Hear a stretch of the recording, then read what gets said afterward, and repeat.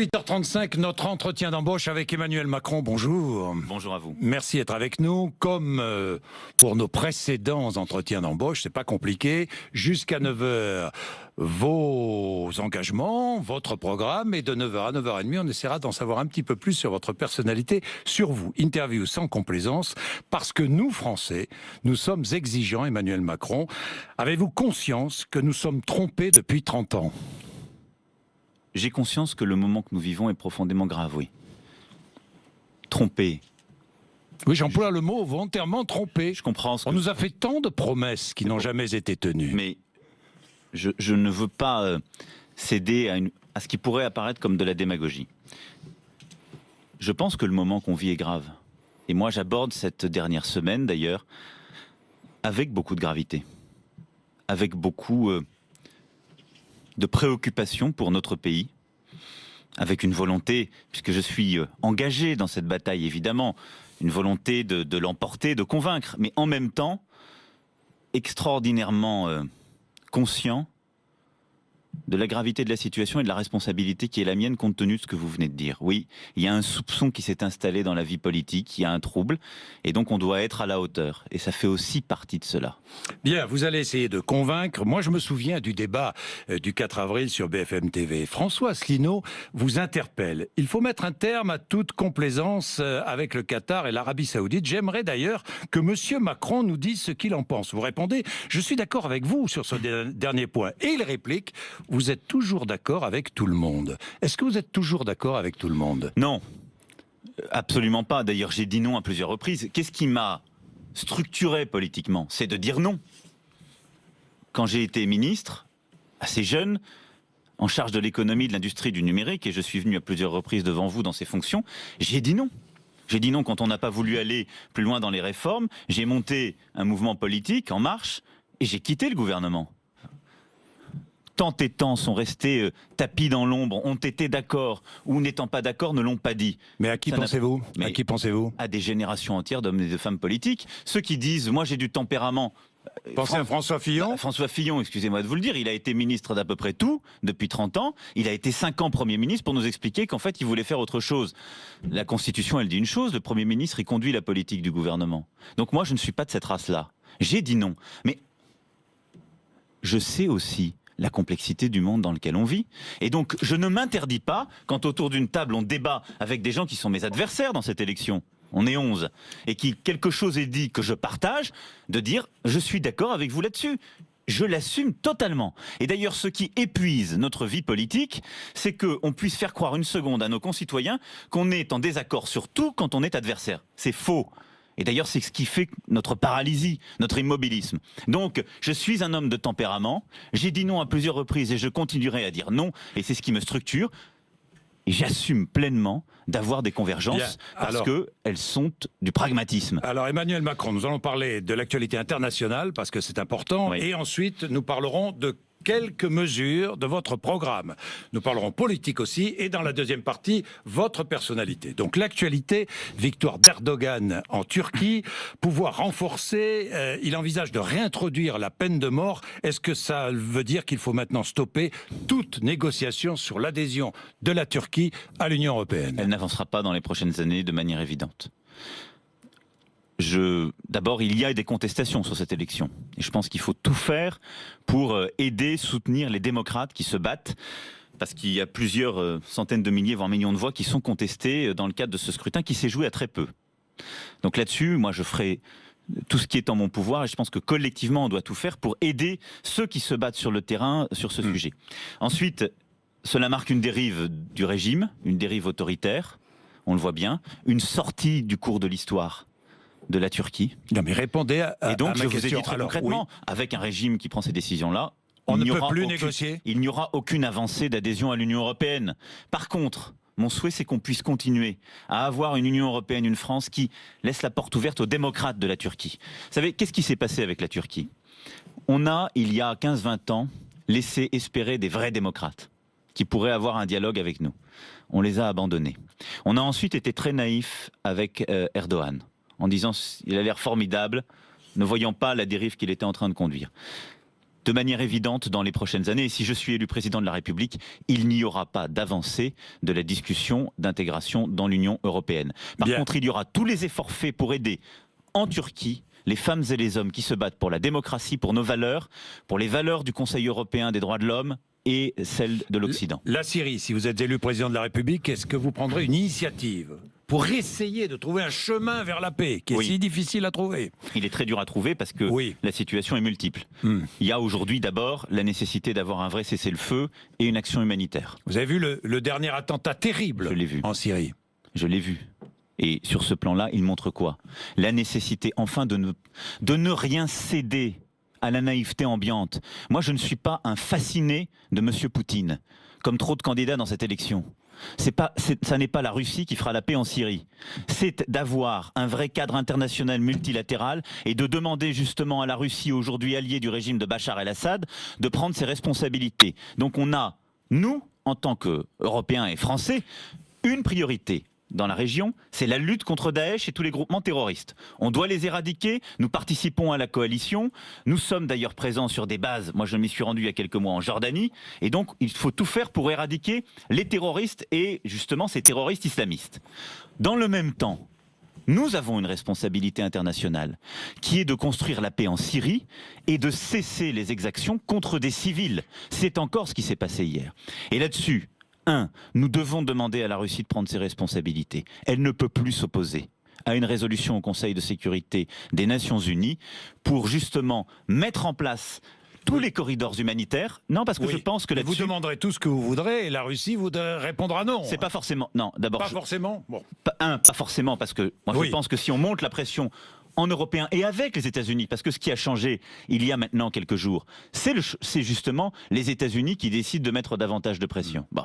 Et donc, il y a cette discussion pour avoir une résolution humanitaire de court terme, et il y a la destruction des capacités d'intervention chimique du régime de Bachar el-Assad. Et là-dessus, on doit être intraitable. Et enfin, et ça c'est l'initiative diplomatique que je veux prendre, parce que nous ne devons pas tomber dans l'escalade de la guerre et de la violence.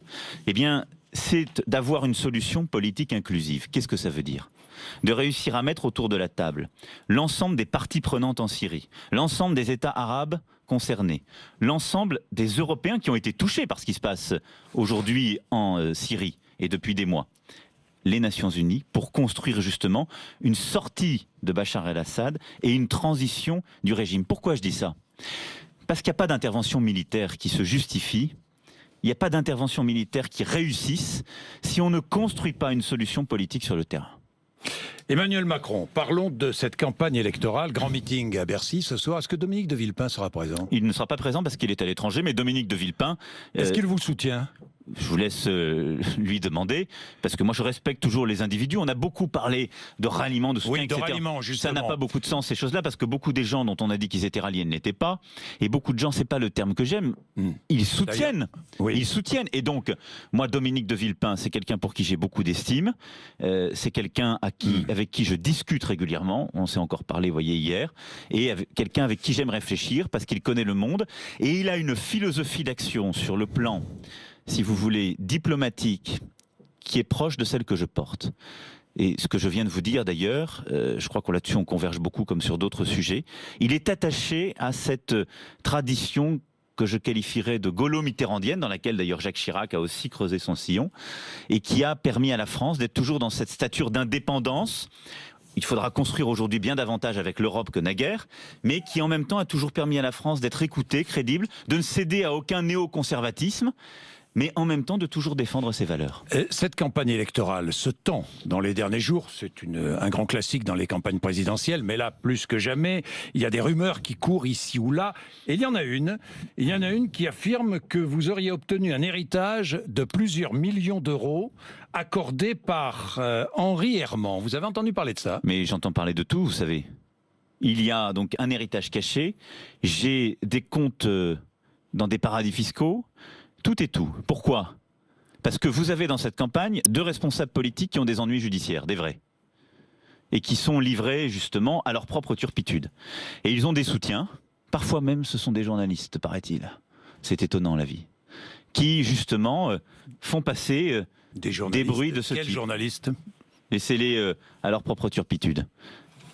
C'est faux, je vous le dis. Je n'ai, et dès mardi d'ailleurs, j'ai demandé à ce que le notaire de cette personne qui était un ami cher et qui est décédé il y a quelques mois puisse communiquer de manière officielle. Vous savez, quand on a quelque chose, c'est totalement faux. Emmanuel Macron. C'est totalement faux. C'est totalement faux. Vous savez, l'argent que j'ai gagné dans ma vie, oui. Je l'ai gagné. Oui. J'ai travaillé pour gagner. Toujours. Est-ce que vous l'avez bien géré? Non, on parlera de ça tout à l'heure. Je l'ai très bien géré ou pas. Enfin, si vous voulez être mon conseiller en patrimoine, je vous prends, je vous prends dès demain dans ces fonctions. Mais en tout cas, moi, je n'ai jamais eu de cadeau caché. Je n'ai jamais eu de prébande. L'argent que j'ai gagné, je l'ai gagné et j'ai toujours traqué dans ma vie les conflits d'intérêts. Quand j'étais dans le privé, en étant dans le public. C'est ma façon de faire. Je n'ai pas peur des gens qui réussissent. J'aime, si vous voulez, les gens qui se battent. Moi, je sais d'où je viens et je sais où je veux aller. Et donc, je me suis toujours battu dans la vie. Ce que j'ai réussi à obtenir parce que j'ai jamais compté mes efforts. Et c'est pour ça que vous m'avez toujours entendu aussi tenir le même discours.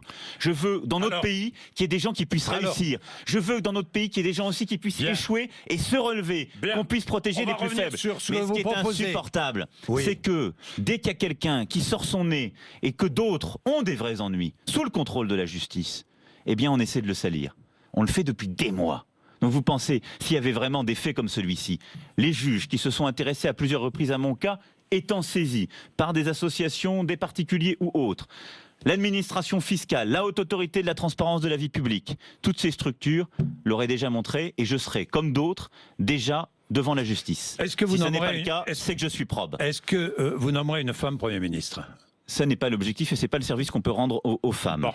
Pourquoi? Je l'ai dit, je nommerai, si je suis élu président de la République, la personne la plus compétente possible pour exercer ses fonctions, c'est-à-dire qui sait maîtriser des dossiers dans des secteurs multiples, qui a une expérience politique, parce que pour la fonction de Premier ministre, il faut quelqu'un qui a une expérience politique et en particulier parlementaire. Je vous donne une indication. Et je souhaite, si c'est possible... Qu'est-ce que vous venez de dire? Allez-y, répétez-nous. Mais je dis que j'ai indiqué qu'une part non négligeable de mon gouvernement sera composée de femmes et d'hommes qui viennent de la société civile. Voilà. Pourquoi? Parce que je crois à cette légitimité. Un Premier ministre qui vient de la société civile. Et je pense que c'est difficile pour la fonction de Premier ministre. Pourquoi? Parce qu'il faut une expérience parlementaire et politique. Donc il faut plutôt quelqu'un qui a une expérience politique. Ensuite, si possible, et ce sera mon souhait, que ça puisse être une femme. Mais vous savez, moi j'ai toujours promu, et je continuerai à le faire, et j'aurai un gouvernement paritaire, les femmes en fonction de leur mérite et pas parce que ce sont des femmes. Bien, pourquoi ne souhaitez-vous pas que François Hollande vous soutienne? Mais je n'ai jamais exprimé les choses ainsi. Ah bon? Mais vous les exprimeriez ainsi? Ce serait, franchement, est-ce que si François Hollande vous soutient, c'est le baiser de la mort? Oh, les baisers de la mort, il y en a tellement qui ont essayé de me les donner depuis plusieurs semaines. Oui. Dans la dernière semaine, rien ne vous arrête. Il faut avoir chevillé au corps, Jean-Jacques Bourdin, cette forme d'inquiétude responsable que j'évoquais. Parce que la plus importante, c'est votre première question. C'est ça ce qu'il faut que vous ayez dans la tête à chaque seconde. C'est d'aller convaincre des gens qui ne pensent pas comme vous, mais c'est de... Alors moi, je vous pose des questions. Je vous pose une question. Est-ce que vous souhaitez que François Hollande...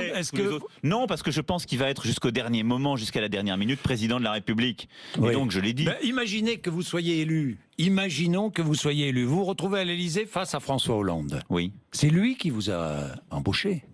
En quelque sorte, on parle d'entretien d'embauche. C'est lui qui vous a embauché. Je vous le confirme, dans d'autres fonctions. Qu'est-ce que vous lui direz? Ah, mais ça, d'abord... Lors de la passation de pouvoir, qu'est-ce que vous avez envie de lui dire? D'abord, vous savez, je ne vous le dirai pas. Mais vous avez réfléchi à ça? Est-ce que vous avez réfléchi? Non, j'ai réfléchi à convaincre et chaque étape se passe l'une après l'autre. Je n'ai pas la disponibilité psychologique, mentale pour réfléchir à cela. Ce que je vous dis, c'est que jusqu'à la dernière seconde, moi je serai dans cette bataille, et jusqu'à la dernière seconde, le choix qui a été le sien en décembre dernier, c'est de présider. Parce que notre pays est en état d'urgence, parce que les défis sont tels qu'il importe qu'avant tout, il soit bien concentré dans cette fonction. Ensuite, pour ce qui relève de la suite, j'y réfléchirai en temps voulu, et ce qui relève des discussions personnelles, reste dans le champ des discussions personnelles. Aujourd'hui, il y a beaucoup trop de femmes et d'hommes politiques qui oublient que ce qui est personnel doit le rester. Est-ce que Jean-Luc Mélenchon est un candidat d'extrême gauche? D'évidence. D'extrême gauche. Pourquoi d'extrême gauche? Il m'a pas semblé qu'il était du centre gauche ou du centre droit, ou alors je suis mal informé. Vous allez peut-être m'éclairer. Il peut y avoir gauche ou enfin, aussi entre les deux. Écoutez, il est sur des propositions extraordinairement radicales sur le plan de la fiscalité, de la propriété, sur le plan des principes. Il est proche de régimes qui revendiquent justement cette appartenance. Donc oui, il est d'extrême gauche. Le discours qu'il tient d'ailleurs sur le plan international, sur le plan de l'Europe ou autre, est exactement le discours du Parti communiste français des années 50. Celui qui consiste à promettre la paix. Mais c'est la paix de Moscou qu'il propose simplement. Moscou a un peu changé de visage. Il n'est pas plus enviable. Mais oui, il est d'extrême gauche. D'évidence. Mais après, bien. moi, Alors, regardons votre programme. C'est un fait. Après, les gens décident en fonction de la personnalité. Regardons votre programme. Quelques points qui méritent précision. 35 heures, négociation avec les syndicats dans les entreprises ou les branches. Oui. On est bien d'accord. Si accord, l'entreprise déroge aux règles du temps de travail. Oui. Oui, clairement. Si accord, il y a une référence légale. Oui. Je le dis depuis le premier jour. Oui. Août 2014, n'en déplaise à qui que ce soit. J'ai toujours dit, ce qui a été une erreur, c'est d'imposer par la loi les 35 heures dans tout le pays. Néanmoins, aujourd'hui, si je vous disais on va mettre à 37, 39 ou 41 heures dans la loi, on ferait la même bêtise. Parce que les 35 heures, il y a des tas de secteurs où ça marche très bien. Donc les 35 heures restent la référence légale pour tout le monde dans la loi. Et c'est le seuil de déclenchement des heures supplémentaires. Ensuite, on doit permettre à des entreprises, compte tenu de leur taille, compte tenu du secteur auquel elles appartiennent, eh bien, de pouvoir changer les choses si elles ont un accord majoritaire ou s'il existe dans leur branche. Qu'est-ce que ça veut dire? Qu'elles ont la possibilité de faire travailler, mais elles négocient aussi les conditions justement de paiement des heures supplémentaires. Moi, je crois à la possibilité dans notre pays de pouvoir travailler plus. Et c'est pour cela d'ailleurs qu'avec beaucoup de pragmatisme, j'ai repris également dans mon programme, en même temps qu'il y a cette possibilité de négocier l'organisation du travail et pas que le temps de travail, tout le reste, j'ai repris l'exonération pour le patron et pour le salarié des heures supplémentaires. C'est dans mon projet, c'est financé dans mon projet. Et donc demain, si vous êtes dans une petite entreprise du BTP, on sait très bien que les 35 heures, ça n'est pas adapté. Vous pourrez négocier une autre forme d'organisation en disant, voilà, je vais pouvoir te demander de travailler certaines semaines 40 heures, d'autres semaines 32 heures. Eh bien, les heures supplémentaires, elles seront exonérées pour le patron, elles sont exonérées pour le salarié de charge. Emmanuel Macron, autre précision, en ce qui concerne le chômage, une mesure, droit au chômage en cas de démission. On est bien d'accord, tous les 5 ans. Tous les 5 ans. On est bien d'accord. Alors j'imagine, je travaille dans une entreprise, je suis cadre, je gagne très bien ma vie. Oui. Au bout de 5 ans, je démissionne. Oui. Je touche le chômage, donc je prends une année sabbatique tranquille. Alors, non. D'abord, je vais vous dire pourquoi non. Parce qu'il y a un contrôle et je vais vous l'expliquer. Aujourd'hui, qu'est-ce qui se passe? Pourquoi je prends cette mesure? Parce qu'on est dans une situation de très grande hypocrisie.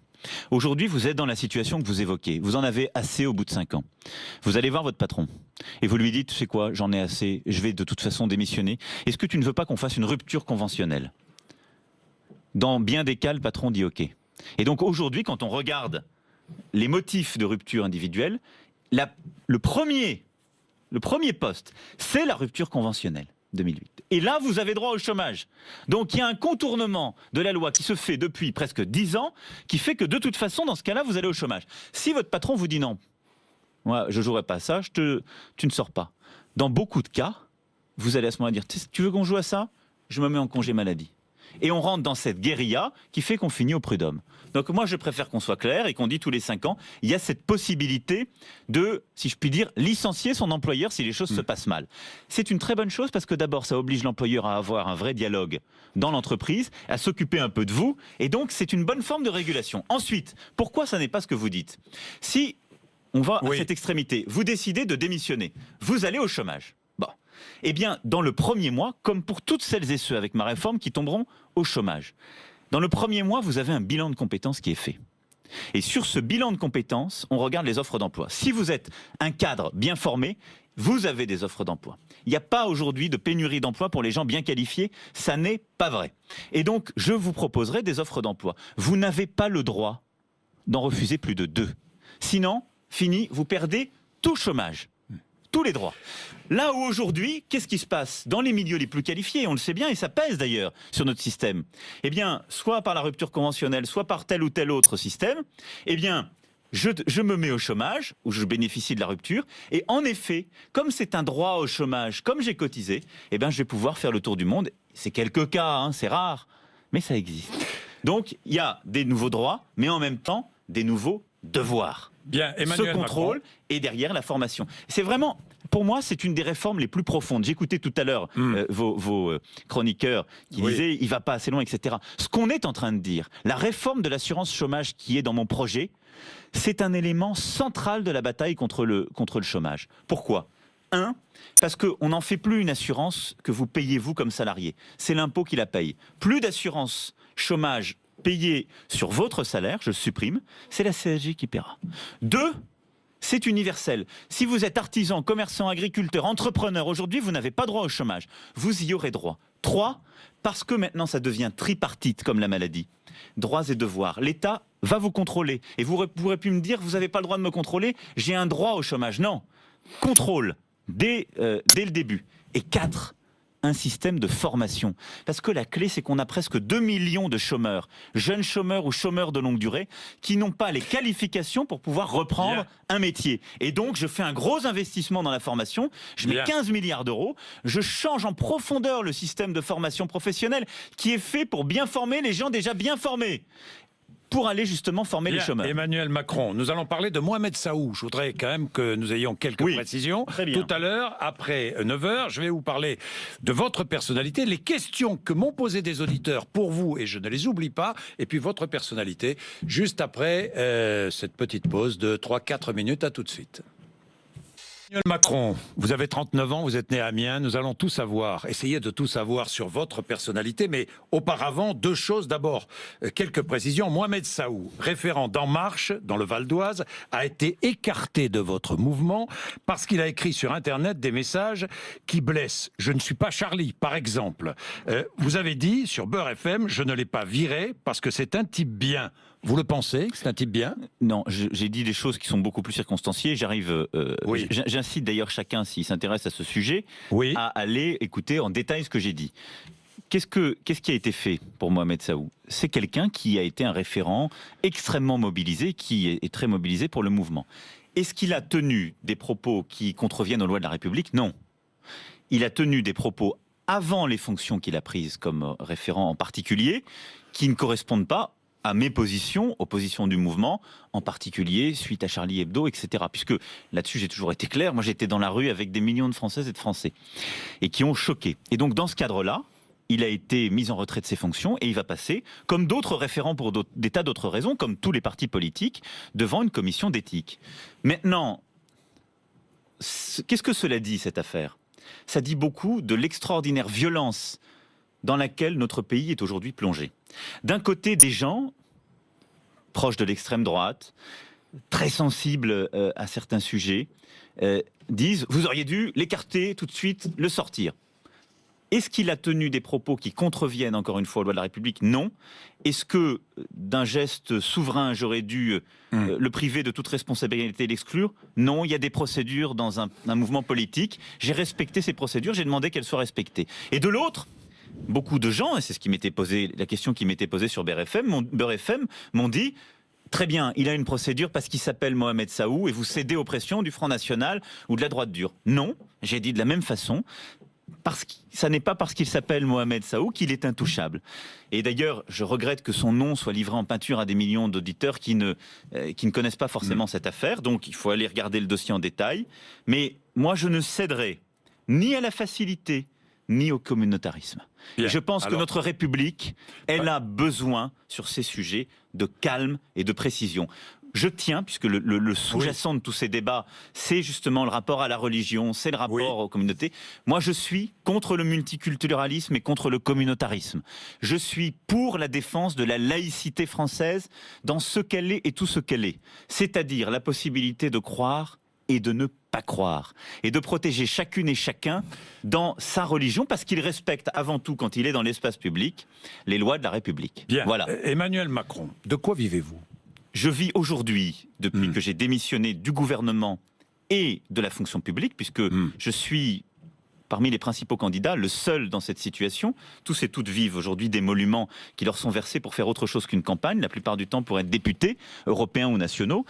Moi, j'ai démissionné donc du gouvernement, j'ai ensuite démissionné de la fonction publique, ce qui était normal en novembre. J'ai remboursé les un peu plus de 50 000 euros que je devais à la fonction publique. Je vis aujourd'hui de mes droits d'auteur. J'ai écrit un livre qui s'appelle Révolution. J'invite d'ailleurs chacune et chacun à l'acheter s'il veut mieux me connaître. C'est de cela dont je vis aujourd'hui. 250 000 euros de droits d'auteur à peu près. Ça doit être à peu près ça, C'est exactement. à peu près ça. Vous avez touché beaucoup d'argent chez Rothschild. Oui. Combien? 2 800 000 euros, c'est cela? Oui, bon, on peut y aller directement si vous voulez. Oui, Alors, allons-y directement. Bon, vous pourquoi avez payé combien d'impôts dessus? Alors, je vais vous dire pourquoi Alors, je vais Oui. ce matin en parler avec vous. Alors, c'est moi d'abord qui pose les questions, Emmanuel Macron. Vous pensiez bien que j'allais vous poser la question, Non, mais jusqu'à présent, j'ai oui. refusé d'en parler. Oui, Pourquoi? Mais je vais vous expliquer parce qu'il faut faire de la pédagogie. oui. J'ai été pendant 4 ans dans le secteur privé. J'ai très bien gagné ma vie, je l'assume totalement, j'en suis très fier, parce que j'ai beaucoup travaillé. J'ai ensuite décidé de revenir dans la sphère publique. Comme conseiller, j'ai démissionné ensuite, comme ministre. Moi, j'ai toujours considéré que je devais répondre aux questions des journalistes sur cette période-là. Oui. Mais que ce que j'avais gagné il y a 4 ou 5 ans dans le secteur privé, ça regardait personne. Je l'ai encore dit il y a quelques jours, parce que j'ai dit ça, c'est mon affaire.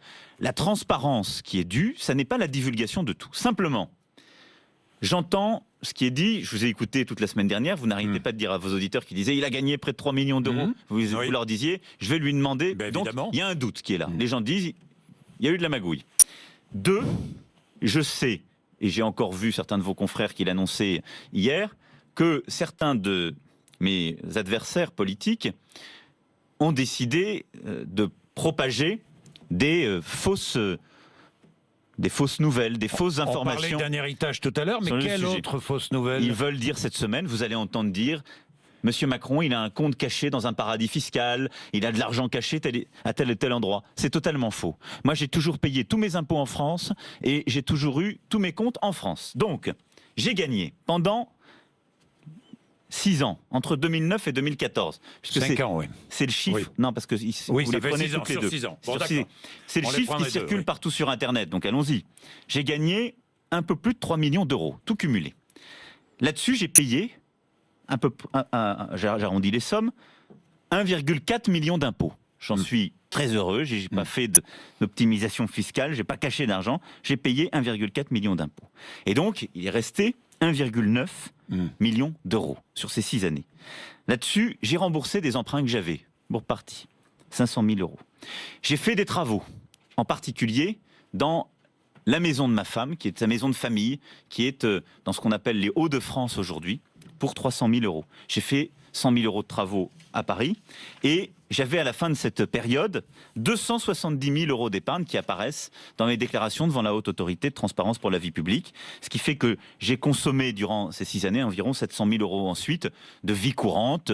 Je vivais mieux que je n'ai ensuite vécu comme ministre autre, ce qui est pas très bien normal. géré alors là. Mais j'ai bien géré, j'ai quand même mis 270 000 euros d'épargne. Bon. Vous pouvez me conseiller de faire mieux, etc. Non, mais je vous dis, moi je mais suis... voilà. Ce Oui. qui n'apparaît pas, ce que les gens n'ont pas vu dans cette période, parce que je trouvais que j'avais pas à le dire, ça ne regardait personne, mais je vous le dis, Oui. c'est qu'en effet, j'ai fait des travaux sur cette résidence, qui est la maison de famille de ma femme. Au Touquet. Au Touquet, merci. Ne donnez pas l'adresse, s'il vous plaît. Non, je ne l'ai pas, je la connais pas. Bon.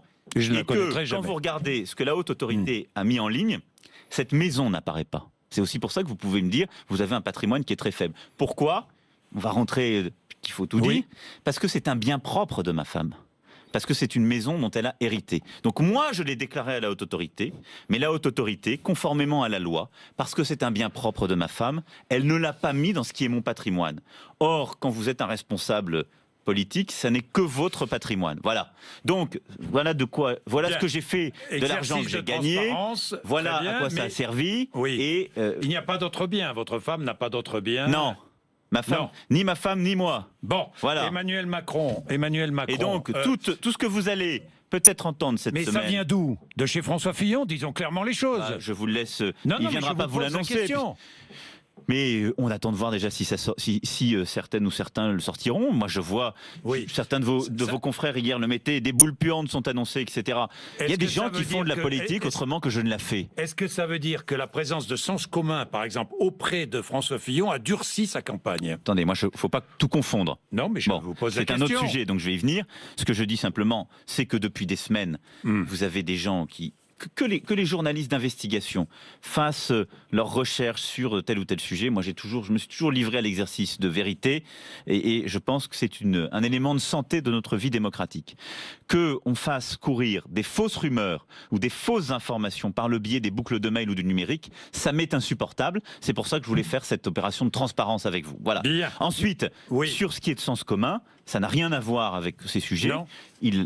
François Fillon a souhaité s'exprimer ce week-end sur ce point. C'est un durcissement. Et je pense que beaucoup de nos concitoyens qui nous écoutent et qui sont aujourd'hui de centre droit ou de droite ne peuvent pas se retrouver dans ce projet politique. Parce que c'est un vrai conservatisme social et sociétal. Parce que Sens commun, c'est l'émanation politique de ce qui a été la manifestation pour tous, c'est-à-dire des femmes et des hommes qui pensent que leur principal combat dans notre société, c'est d'aller réduire les droits de certaines ou certains. On assiste au retour des ligues d'extrême droite?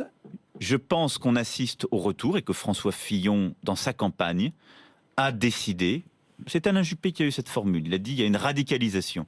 Il a décidé de réveiller une part de la droite qui ne se sent plus totalement à l'aise dans la poursuite de l'intérêt général républicain.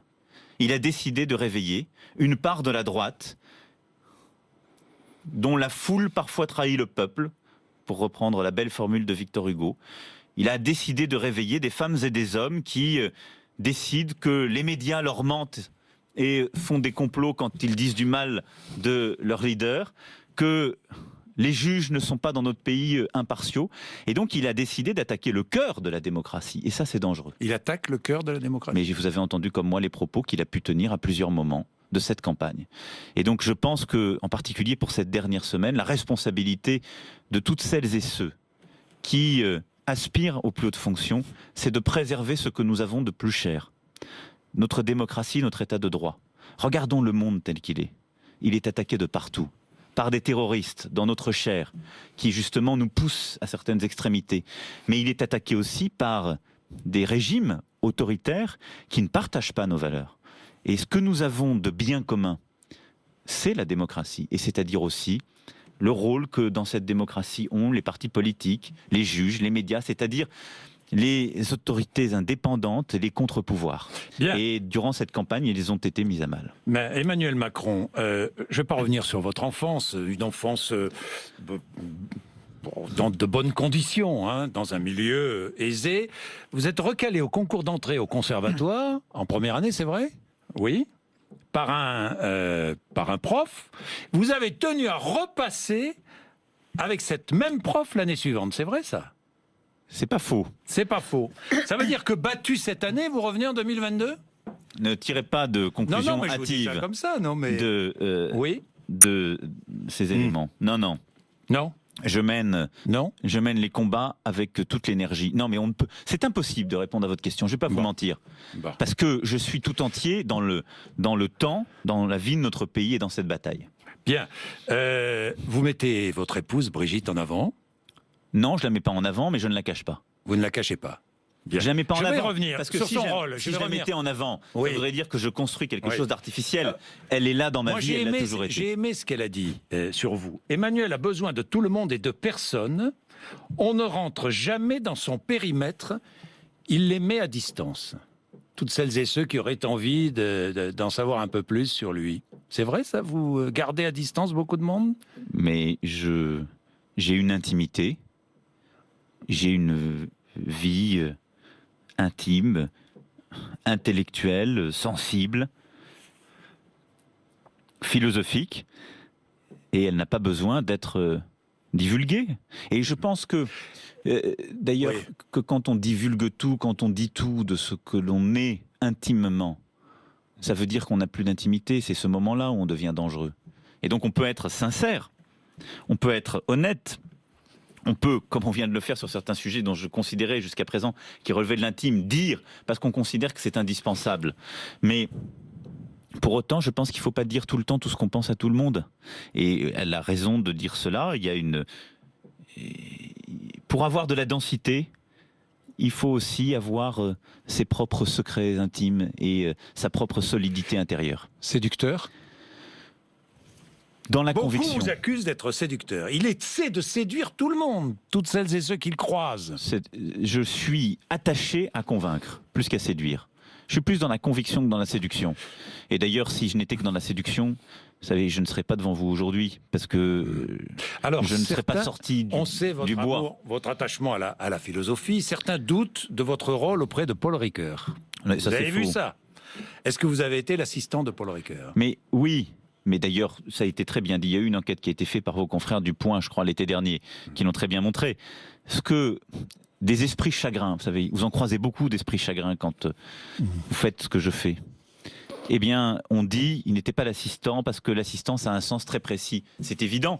J'ai connu Paul Ricoeur, il avait plus de 80 ans, il n'était plus professeur d'université, et donc je n'ai pas été son assistant, au sens où on est un assistant universitaire.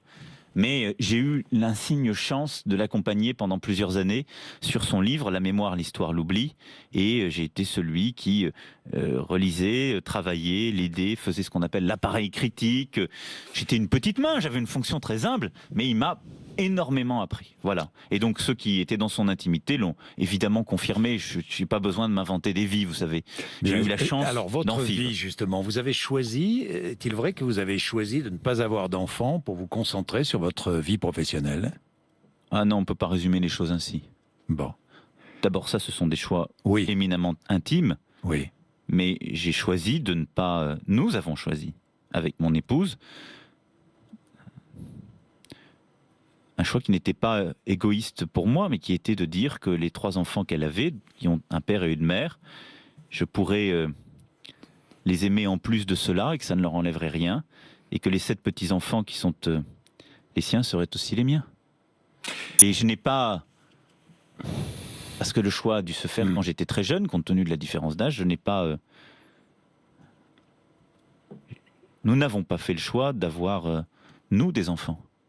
Et c'est un choix qu'on a totalement assumé, parce que j'ai pas eu besoin que ce soit mes enfants et mes petits-enfants sur le plan biologique, pour leur donner autant d'amour que je leur donne. Vous avez vécu auprès, loin ou auprès physiquement, mais peu importe, auprès d'une femme qui a beaucoup compté pour vous, qui est votre grand-mère, que vous appeliez Manette d'ailleurs. Votre grand-mère, je crois que lorsque vous avez révélé à vos proches que vous étiez amoureux d'une femme plus âgée que vous, elle vous a compris tout de suite. Alors que tout le monde ne vous a peut-être pas compris à ce moment-là. Mais j'ai eu une chance inouïe. Elle ne m'a pas compris tout de suite, pour être totalement honnête. Ah bon? Mais c'est normal. Oui. Mais la vie est faite de hasard.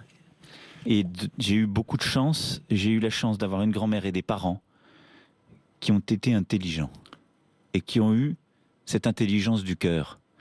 Ils n'ont pas forcément accepté, mais ils ont fini par admettre. Et je dois beaucoup, en effet, à ma grand-mère et à mes parents qui, alors que cela peut choquer, alors que ce n'est pas forcément l'idée qu'on se fait de la vie de son enfant, eh bien, ont accepté ma vie. Et en même temps, j'ai eu la chance d'avoir une femme qui a pu, justement, les convaincre et être là. Donc, rien de tout ça. C'est une bataille, hein. C'est un travail qui se fait et il faut du temps pour que les uns les autres l'acceptent. C'est pour ça que moi, vous savez, les combats, je sais les mener. Est-il vrai que vous avez été meurtri lorsque vous avez annoncé à François Hollande que votre grand-mère venait de décéder et qu'il a été un peu léger dans cette situation? On ne parle pas. Donc, c'est vrai ou pas? De ces choses-là, on ne parle pas. Est-il vrai que vous étiez nul en maths? Non, ce n'est pas si vrai. Bon. J'ai fait un bac... on va s'amuser. J'ai fait un bac 1 an. 7 x 8. Non. Ne faites pas vos jeux... C'est pas un jeu. Vos jeux de devinettes. Beaucoup. Non. parce que ce n'est pas ça l'élection présidentielle. Non, j'ai fait un bac scientifique. Et j'ai eu la mention très bien, donc je n'étais pas si nul en maths. Ce qui est vrai, c'est qu'ensuite, j'ai fait une prépa, qui était une prépa littéraire et scientifique, qu'on appelle la BL, qui est une formidable école, où là, j'ai été confronté à ce qu'est être très talentueux en mathématiques. Et donc, j'ai eu avec moi des co-religionnaires qui étaient des gens très doués. Je n'ai jamais été... Mais on peut oublier les tables de multiplication. Non, mais je ne les ai pas oubliés, je vous rassure, mais je trouve que c'est pas ça l'élection présidentielle. Oui, on est d'accord, mais ce que on va en savoir plus. Ce que je veux vous dire, c'est que là-dessus, il y a des gens très talentueux en mathématiques et je n'étais pas un génie des mathématiques. J'ai Cédric Villani qui me soutient est un génie des mathématiques. Ben, on va l'appeler alors pour la réponse. Non, mais je connais mes tables, rassurez-vous. Vous les connaissez? Mais je connais mes tables, mais je refuse cet exercice de quiz. Je l'ai refusé avec qui que ce soit, rassurez-vous. Je peux vous le dire en antenne, mais... Bon, d'accord. Imagine-t-on le général de Gaulle répondre à des tables de multiplication? Le général de Gaulle, on l'a mis à toutes les sauces. Voilà, c'est pour ça. Je faisais une référence. Donc, je réponds à toutes les questions utiles, mais on ne fait pas de quiz. Avant de terminer, j'ai 3 questions quand même d'auditeurs. Je voudrais des réponses courtes sur la taxe d'habitation. 20% paieront cette taxe d'habitation, si j'ai bien compris. Hein? Oui. Qui? Les ménages les plus aisés, c'est-à-dire quand vous êtes sur un couple avec 2 enfants au-dessus de 5 000 € de revenus de référence par mois. Donc pour une très large majorité, 80% de nos concitoyens, ils ne la paieront pas, ils ne la paieront plus. Aujourd'hui, ce sont simplement les plus pauvres qui en sont exonérés. Bien. 80% et là-dessus, pour être plus. très clair, parce que j'ai écouté votre auditeur tout à l'heure en venant en voiture vous rejoindre, donc j'anticipe le point d'après. Je le finance comment? Ça coûtera 10 milliards d'euros. Oui, 10 milliards. C'est 10 milliards d'euros. D'autres candidats proposent de baisser l'impôt sur le revenu, de supprimer totalement l'impôt sur la fortune ou autre. Moi, je fais 60 milliards d'économies à la fin du quinquennat par an. D'accord? Non, 60 milliards sur les 5 ans. Non. 60 milliards par an. Oui. Comment ça... Parce que je comprends que pour nos auditeurs, c'est très compliqué à comprendre. Comment ça se passe? C'est que... Je vais essayer d'être pédagogue. Voir si vous êtes bon en maths, alors. Vous allez voir que je le suis utilement. Vous avez en fait une dépense publique qui évolue de manière naturelle. Oui. C'est ce qu'on appelle la tendance. Oui. Et quand vous faites des économies, qu'on parle des 60, des 100 milliards, c'est l'économie que vous faites par rapport à cette tendance. D'accord? Donc c'est pas une économie en chiffre absolu. Oui. Je ferai, à la fin du quinquennat, il y aura 60 milliards d'euros en année 2022 par an de moins de dépenses publiques. Ça veut dire qu'ensuite, pour toutes les années qui suivront, par rapport à la tendance qui aurait préexisté, il y aura 60 milliards d'euros de dépenses publiques en moins. Et chaque année, je vais le faire en 5 ans, grosso modo, vous ferez 12, puisque 12 fois 5, 60, vous ferez 12 milliards d'économies de plus par an. OK? Donc, sur ces 60 milliards d'euros d'économies, 40 milliards seront affectés à la baisse du déficit courant, 10 milliards à la baisse des impôts pour les entreprises, c'est pour ça que je baisse l'impôt sur les sociétés et les charges, 10 milliards pour les ménages, c'est la taxe d'habitation. Donc ce sont nos économies, les économies qu'on va progressivement faire sur l'État, la sphère sociale, les collectivités, qui permettront cela. Et qui font que le budget des communes en particulier ne sera en rien affecté par cette baisse. Emmanuel Macron, puisqu'on parle de pouvoir d'achat, Gisèle m'a appelé tout à l'heure. Gisèle elle m'a fendu le cœur, je le dis sincèrement, 780 € de retraite par mois. Elle touche une allocation logement, c'est vrai, de 260 €. Il lui reste pratiquement rien pour vivre. Elle m'a demandé simplement, j'aurais envie de voter pour Emmanuel Macron, mais qu'est-ce qu'il me propose pour ma petite retraite, lui? Est-ce qu'il va me l'augmenter, ma petite retraite? Alors, le minimum vieillesse, on va l'augmenter de 100 € par mois. Pourquoi? Parce qu'il n'est pas normal qu'on ait aujourd'hui un minimum vieillesse qui soit sous le seuil de pauvreté. Donc dans le résultat de ces 30 années de gouvernement droite-gauche, non?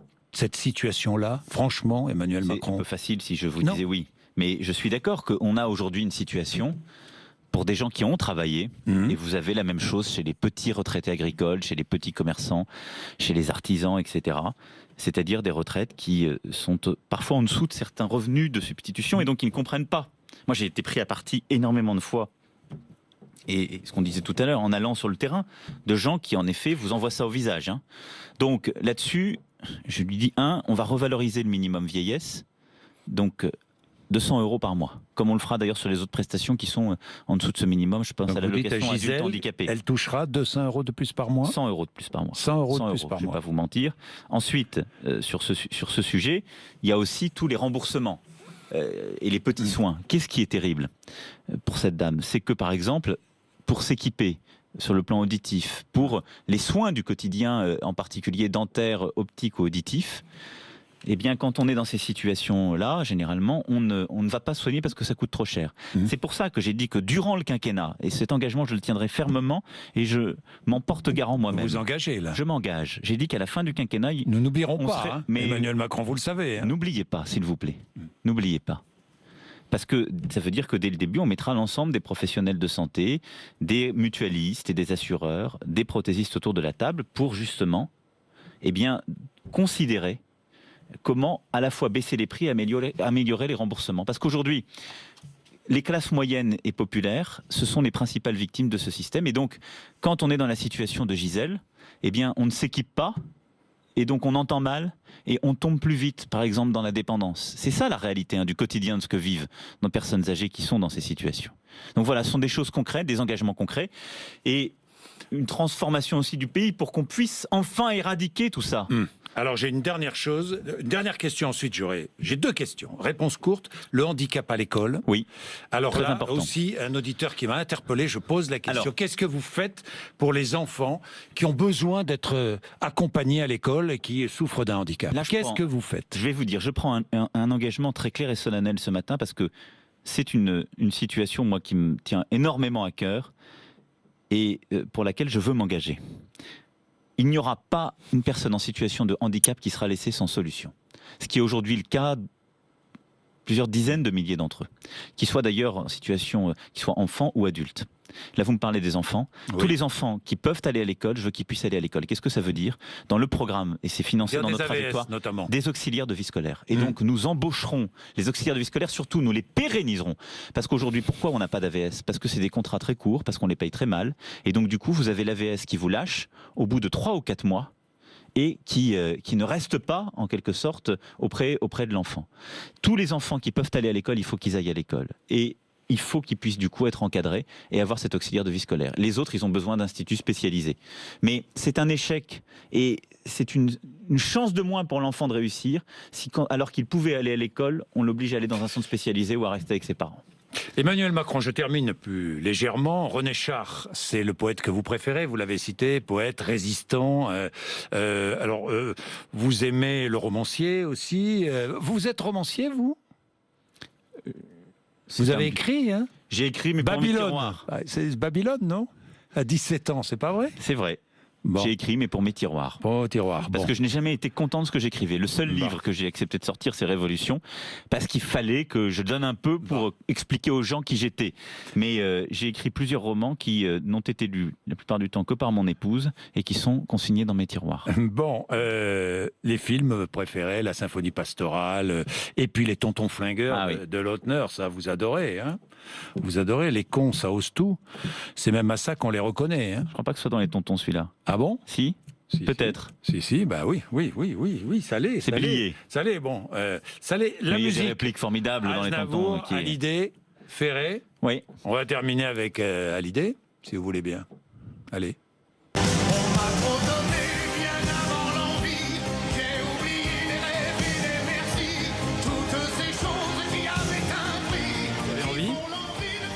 Envie de quoi? De faire, de changer les choses, que ma génération prenne ses responsabilités et qu'on donne à notre pays le destin qu'il mérite. Bien, merci Emmanuel Macron, vous êtes venu passer votre entretien d'embauche comme 6 autres candidats avant vous. Demain, je ne serai pas là, vous savez pourquoi. François Fillon a refusé ma double invitation. Mercredi, Marine Le Pen sera là, jeudi, Jean-Luc Mélenchon et vendredi, Benoît Hamon. Merci, 9h27. Merci à vous.